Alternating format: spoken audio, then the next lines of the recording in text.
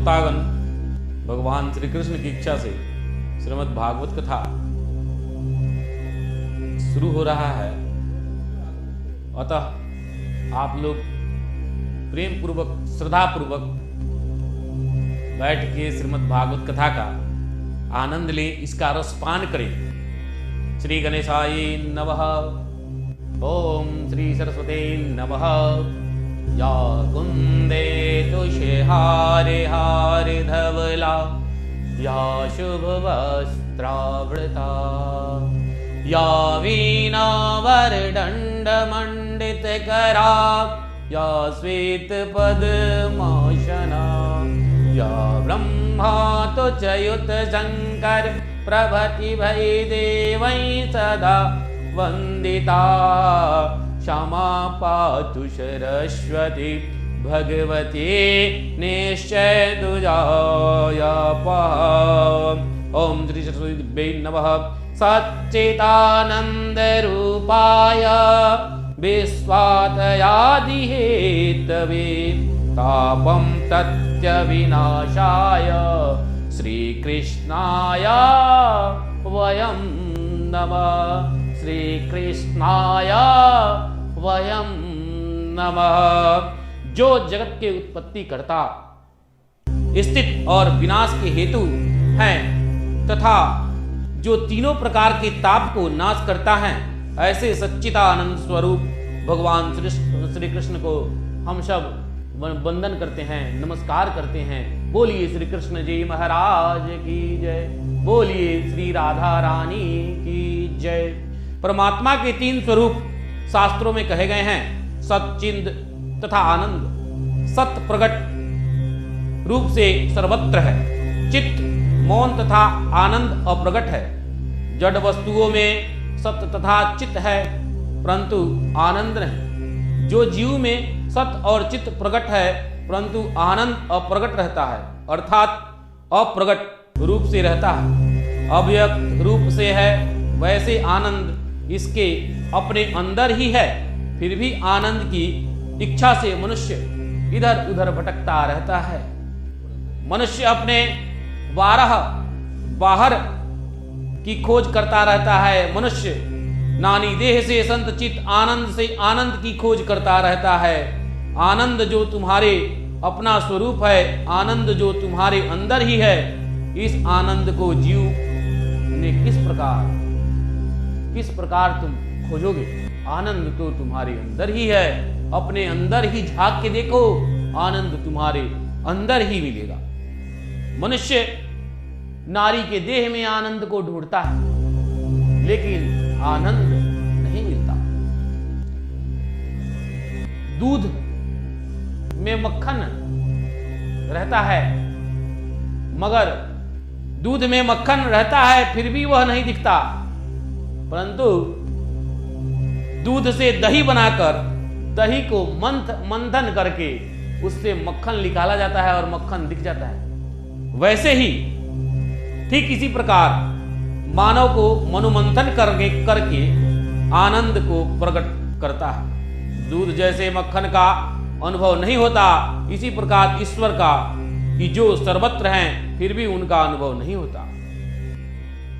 जीव है तो ईश्वर ही, तो उसे उस ईश्वर को पहचानने का प्रयत्न करता ही नहीं। इसी कारण इसे आनंद नहीं मिलता।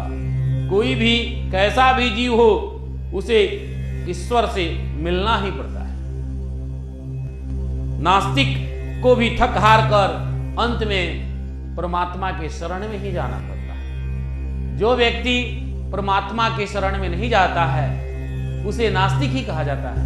नास्तिक स्वरूप वाले मनुष्य जड़ चेतन और अपने वंश के सहित नष्ट हो जाता है। श्रीमद् भागवत कथा कहता है कि तुम घर से बाहर मत जाओ, कहीं तपस्या मत करो, तुम गृहस्थ आश्रम का त्याग भी मत करो, तुम्हें भगवत भजन वहीं हो जाएगा, श्री नारायण का दर्शन भी वहीं हो जाएगा। यदि तुम प्रतिदिन भगवान के शरण में आओगे, श्री नारायण के शरण में आओगे, तो तुम्हारा उद्धार हो जाएगा, कल्याण हो जाएगा। अन्यथा नहीं तुम भटकते रहोगे। एक तो तुमने करोड़ों कोटि कोटि जन्म भ्रमण करने के बाद में मनुष्य का रूप धारण किया।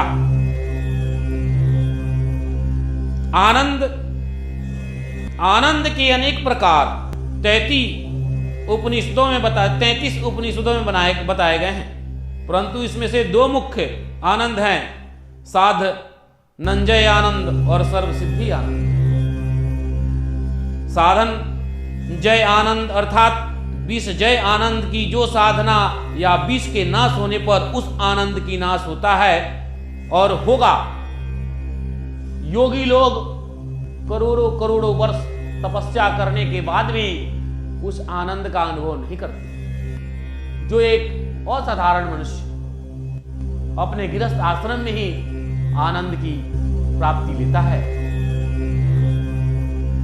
श्रोतागण, भगवान श्री कृष्ण कहते हैं, अत्पुत्यानता कर्माम शोषा कर्मा यजायते तोताम कृतम नथो कर्मा मिथ्यायश्च व्यासिका।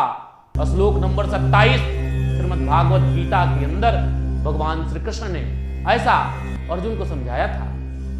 अर्थात पिता नथे कुंते पुत्रा निताम कर्मणः सोसा कर्मता था कुंते वाय धनंजय। हे अर्जुन, इस गांडीव को तुम देखो। जब इस गांडीव को तुम अपने हाथ में पकड़ोगे तो अपने आप ही चल उठेगा।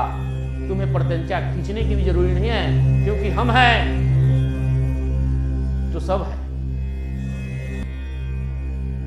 अर्जुन को भगवान श्री कृष्ण ने समझाया, और जब समझाया फिर अर्जुन ने गांडीव को उठाया, और जब गांडीव को उठाया तभी कौरवों का वध हुआ, अन्यथा नहीं। इसीलिए इस सृष्टि में जड़, चेतन और कर्म, ये तीनों महान स्वरूप, महान फल को देते हैं।